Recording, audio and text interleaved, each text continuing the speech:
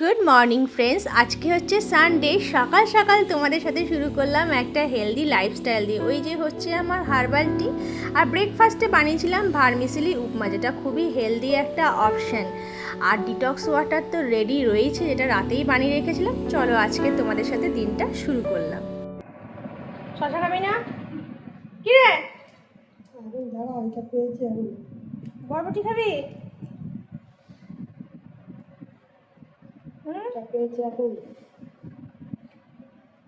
বরবটি খেতে হবে না। ওই খাচ্ছে না তো বদমাইশটা।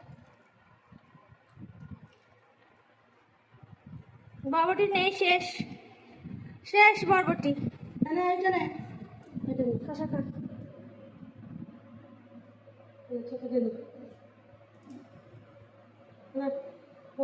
ওই না কেন, তোর মুখ থেকে এত জিনিসপত্র খাবার।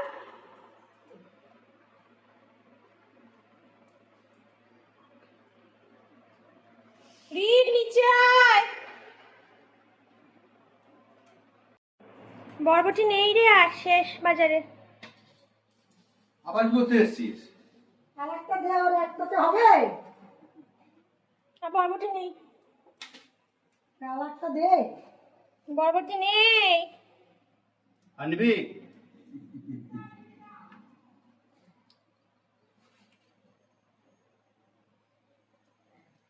ছোট দেবো না বড় দেবো? একটা বড় দেখে দে। এটা তো নিয়ে খেয়ে নিলে শশা খাওয়া নিবে। খাস না, যা এটা নিয়ে যা, নিবি না যা।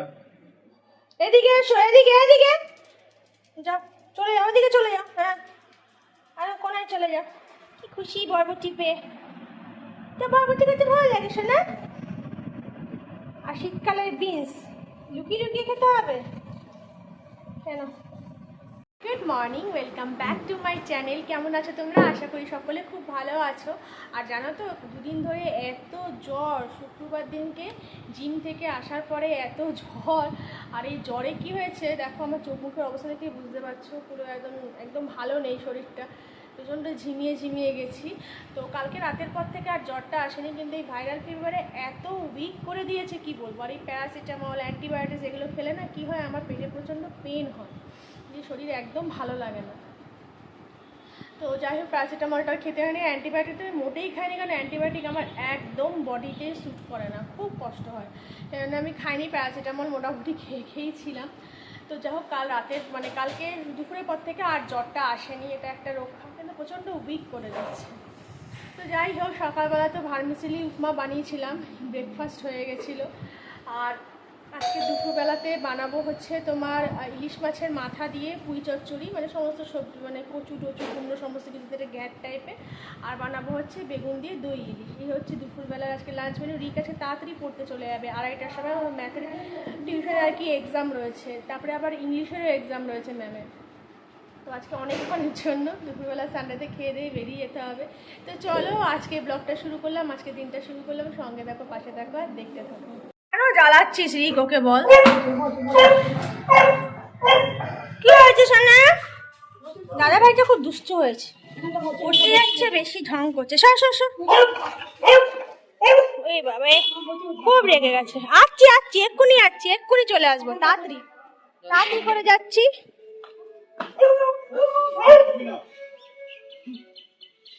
দরজাটা বন্ধ কর, দরজাটা বন্ধ কর। আসছি, তুমি একটু ঘুমিয়ে না, এক্ষুনি আসছি। আবার রিক, তুমি একটু ঘুমিয়ে না, আমরা এক্ষুনি আসছি। দাদা ভাই পড়ে আসো।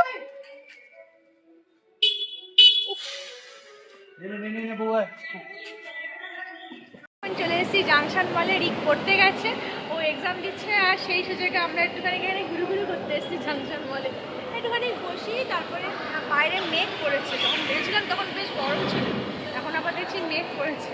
দেখি অলমোস্ট প্রায় সময় হয়েই গেল, 5টার মধ্যে রিক চলে আসবে, দেখা যাক এখানে। দেখো জাংশন মলের ভিড়টা দেখে কিন্তু বোঝা যাচ্ছে ফেস্টিভ সিজন কিন্তু খুব সামনেই, আর বেশি দিন তো বাকি নেই দুর্গাপূজা বা ঈদে।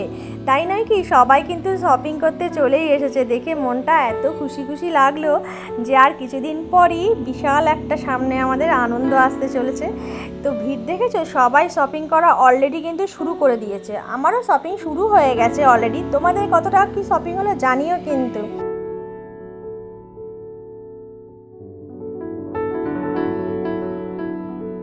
এখন বাজে তোমার 5:30। চলে এসেছি ঘরে। রিকের 5টা পর্যন্ত পড়া ছিল। অ্যাকচুয়ালি আজকে ওর 3:30 থেকে পড়া থাকে। তো যেটা বলা সেটা হচ্ছে যে মানুষ জন্মদিনে বানিয়েছিলাম হচ্ছে তোমার কুইলার পিৎজা।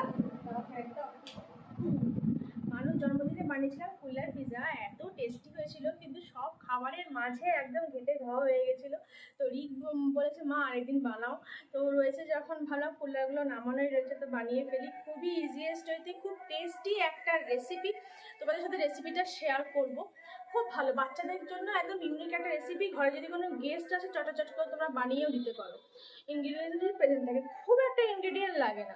আমি একদম সিম্পল ওয়েতে তোমাদেরকে বানিয়ে দেখাবো, যে কেউ বানাতে পারবে, একটা বাচ্চাও বানাতে পারবে রেসিপিটা। তো এই হচ্ছে ব্যাপার। এই দেখো এখানে আমার কেমন জ্বর ঠট বেরিয়ে গেছে, মানে ভেতরে ভেতরে জ্বর হচ্ছে এখনো পর্যন্ত। শরীরটা ভেতর থেকে প্রচণ্ড উইকও লাগে, চাই ফটাফট ফ্রেশ হই।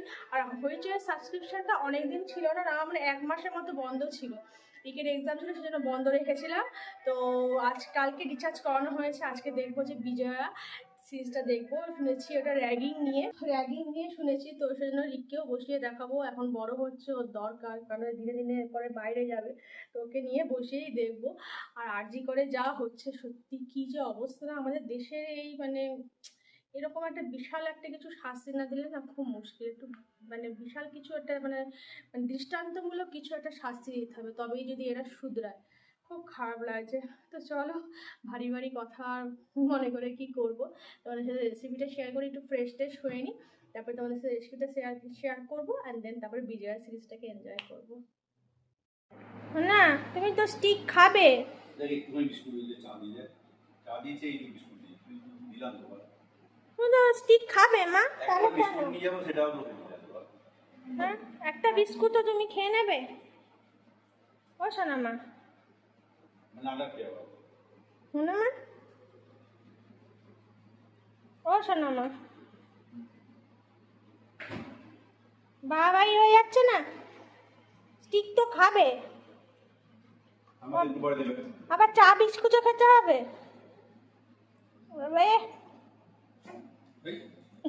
কাশি হয়ে গেল বুড়িটা আমার, পাকু বুড়িটা। তো কুল্লার পিৎজা বানানোর জন্য প্রথমে আমি পনিরটাকে গ্রেট করে নিচ্ছি, সেটা আমি দেখাতে ভুলে গেছি। মোটামুটি 4টে কুল্লার পিৎজার জন্য আমার 50 গ্রামের মতো পনির আমি ইউজ করেছি। খুবই সামান্য পনির লাগে। আর ব্রেডটাকে দেখো, ওই মানে চারপাশের যে পার্টটা থাকে ব্রাউন পার্টটা, সেটাকে ভালো করে কেটে নিয়ে শুধু হোয়াইট পার্টটা নিয়ে ভালো করে মিশিয়ে দিয়েছি। কর্ন নিয়েছি একটুখানি, ক্যাপসিকাম চাইলে দিতে পারো। আমাদের ঘরে ক্যাপসিকামটা না কেউ খুব একটা মানে ভালোবাসে তা নয়। আর মিক্সড হাফ দিয়ে দিলাম, আর দিয়ে দেবো একটুখানি গোলমরিচ দেবো, মানে পিৎজাতে তো একটুখানি গোলমরিচ ভালোই লাগে। দিয়ে কী করবো, ভালো করে সব কিছু জিনিস আমি মিক্সড করব। এরপরে বেশ কিছুটা মেয়োনিজ আমি অ্যাড করে দেবো। মেয়োনিজ যে কোনো কোম্পানি, যে কোনো ব্র্যান্ডেরই তোমরা নিতে পারো। আমি এমনি প্লেন হোয়াইট মেয়োনিজ যেটা ফ্লেভারলেস, সেটাই আমি অ্যাড করে দিচ্ছি। সামান্য একটুখানি নুন আমি অ্যাড করে দিচ্ছি। ব্যাস হয়ে গেছে সব কিছু মিক্সিং। এবার খুব ভালো করে সব কিছু আমি মিক্সিং করে নেবো হাত দিয়ে, যেন ওই নিচে রয়ে গেছে পনিরটা, তারপরে কর্নটা, প্রত্যেকটা জিনিস যেন ভালো মতো মিক্সিং হয়ে যায়। তো ভালো করে হাতের সাহায্যে আমি মিক্সিং করে নিচ্ছি।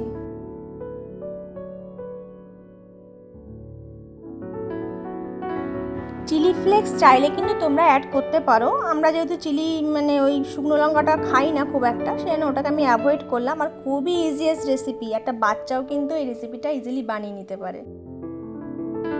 সাথে আমি 2টো চিজের স্লাইস আমি অ্যাড করে দেবো, দিয়ে সেই চিজের স্লাইসগুলোকেও খুব ভালো করে আমি মিক্স করে নেবো। দেখো চিজ বার করেছি, আর এঞ্জেল আসবে না এমন হতে পারে, চলে এসছে। ও চিজ ভীষণ ভালোবাসে, তাই ওকে একটুখানি দিয়ে দিলাম। তো ভালো করে চিজটা চলো মিক্সিং করে নিই।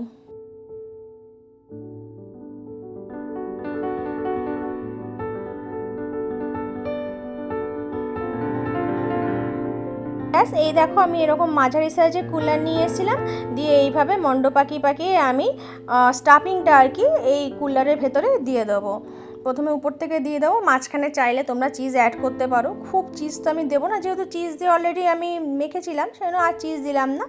আমি এইভাবে মণ্ড পাকিয়ে কুলারের মধ্যে দিয়ে দিলাম, যতটা ব্রেড রয়েছে আর কি পুরো ভরে ভরে একদম দিয়ে দেবো। তো হয়ে গেছে ভালো মতো দেওয়া। এরপরে আমি মোজারেলা চিজ, যেটা কিন্তু অবশ্যই দেবে, নাহলে কিন্তু সেই দেখতে একটা সুন্দর লাগে না, যেটা লেয়ারটা আর কি, সেই লেয়ারটা পড়বে না। তো উপর থেকে আমি একটুখানি গোলমরিচও অ্যাড করে দিলাম, আর তোমার মোজারেলা চিজ, এই দুটো খুব ভালো করে ভরে ভরে একদম দিয়ে সুন্দর করে সাজিয়ে দিলে রেডি হয়ে গেল আমাদের পিৎজা। এবার জাস্ট এটাকে আমি গ্যাসে ওভেনেই করে নেবো, ছটাছট হয়ে যায় গ্যাস ওভেনে করলে।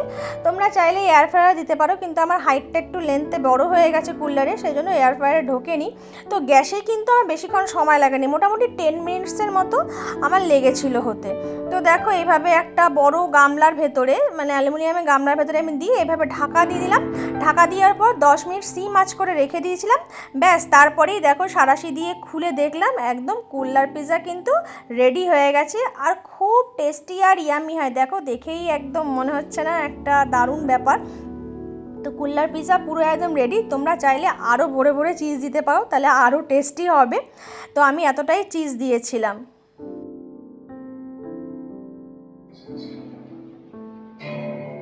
গরম আছে, ধরো।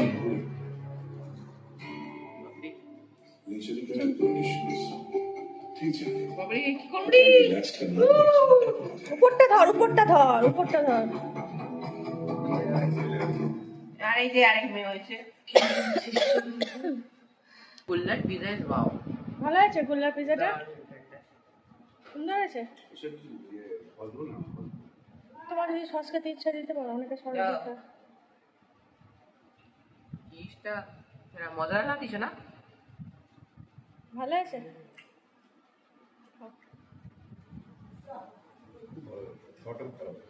তো চলো এরপরে পিৎজা খেতে খেতে ব্লগটা শেষ করি। আর ওইদিকে চলছে বিজয়া সিরিজটা, দারুণ একটা সিরিজ, যারা দেখোনি অবশ্যই দেখে নিও। আর রিকের মুখের হাসিটা দেখে তো বুঝতেই পারছো কতটা খুশি হয়েছে আর কতটা চিজি হয়েছে পিৎজাটা। আর এঞ্জেল খাচ্ছে এখন তার চিকেন স্টিক।